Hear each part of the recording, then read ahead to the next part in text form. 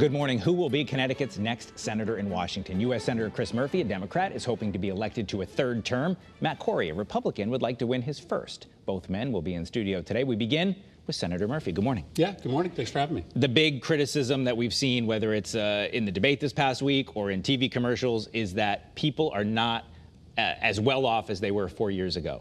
And that's the question that your opponent's been asking. Are you better off? How do you respond when you get those questions on the campaign trail?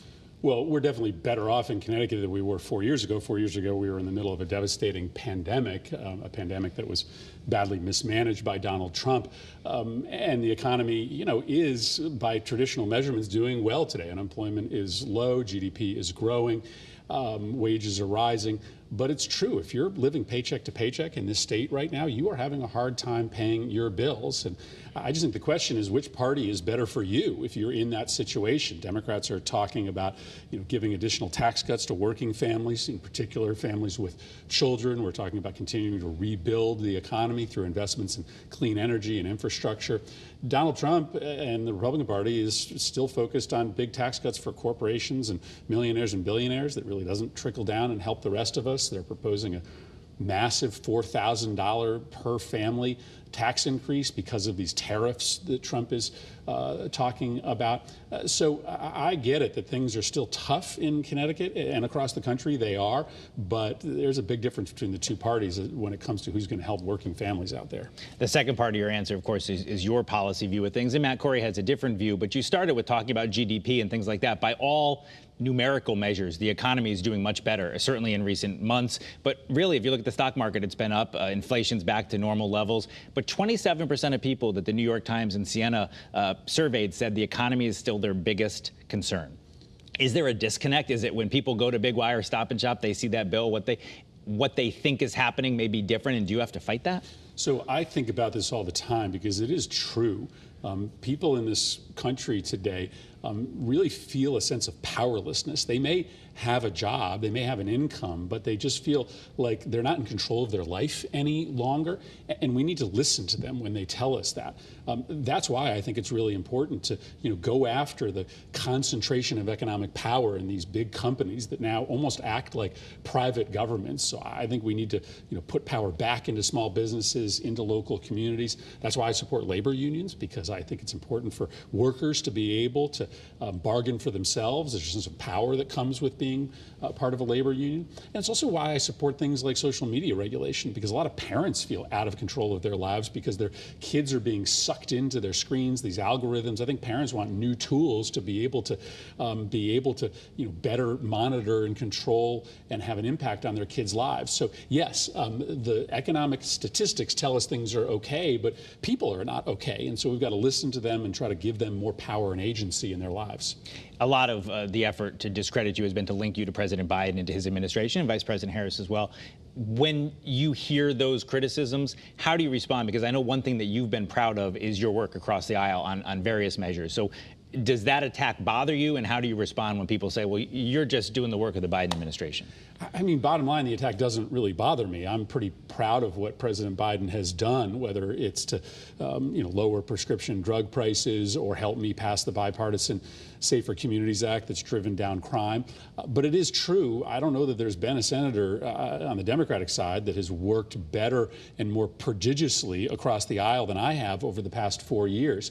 After 30 years of doing nothing on guns, people said there's no way that anybody can get a bipartisan gun bill done. I did that 2 years ago, and crime, as I mentioned, has dropped pretty precipitously in my city of Hartford. Murders are 50% lower this year. And then on immigration, although we didn't get that bill across the finish line because Donald Trump killed it, again, after a generation of no progress on the border, I built a bipartisan border security bill that would have fixed the problems on the border if not for Donald Trump scuttling it at the last minute. So, yeah, I stand by my work with President Biden. He's, I think, still pretty popular here in Connecticut, but I also think that a big part of my job is to solve problems by reaching out to Republicans. You talked about that border security bill, a specific attack from the Connecticut GOP. I think they put it on X or Twitter.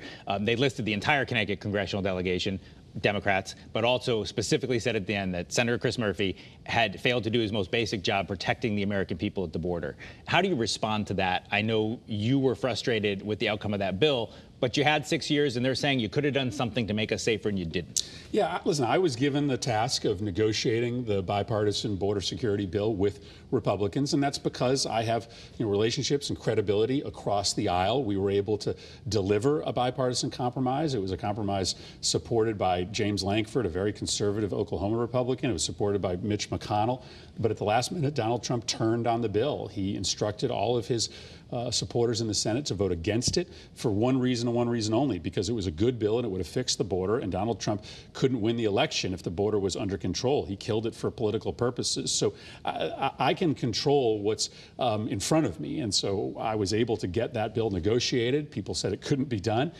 Donald Trump killed it, and it'll be up to the American people as to whether they want somebody like Kamala Harris, who says she'll put that bill up for a vote and support it, or Donald Trump, who seems to complain about the border but doesn't ever really want to do anything about it. Tell me internationally, what will be your focuses if you're elected to another term? A lot going on in Ukraine, in the Middle East, other parts of the world. What should voters in Connecticut know about what you'll do if returned to Washington for another 6 years? Yeah, I mean, this is the most sacred obligation that we have in the Senate, is to protect the United States. I think we have to win in Ukraine. Now, ultimately, that probably means a negotiated settlement, but it has to be on Ukraine's terms, not on Donald Trump or Vladimir Putin's terms.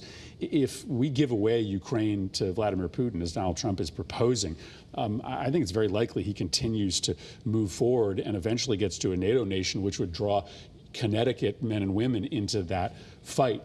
So to me, the fight for Ukraine is really essential. And then, of course, we need a ceasefire in the Middle East. I don't think that's going to happen before the election, but hopefully it can happen shortly thereafter. We need to get the hostages out. We need to bring an end to those hostilities, and we need to start getting back on a path to a Palestinian state. That's important for our ally Israel, but that's ultimately important for our security as well.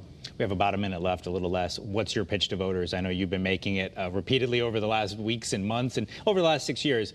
In a little less than a minute, what would you tell people? Why should they vote for Chris Murphy? Well, listen, I just love this job, and I don't take it for granted. I think there's a big difference between the two parties. I'm going to be focused on growing the economy from the middle out, whereas Republicans seem to be still focused on tax breaks for the very, very wealthy. But I am also proud of the work I've done across the aisle. I think people in Connecticut expect their senator to not let the perfect be the enemy of the good, not just complain, but actually reach out and find compromise. And I've done that over and over again, probably more so than any other Democrat in the Senate on issues like guns and immigration. So that's going to be my pitch in these final days of the campaign. All right. Well, it's been a marathon, and we're just about there. So we appreciate you being with us, and thanks for sharing your thoughts this morning. Thanks, Eric.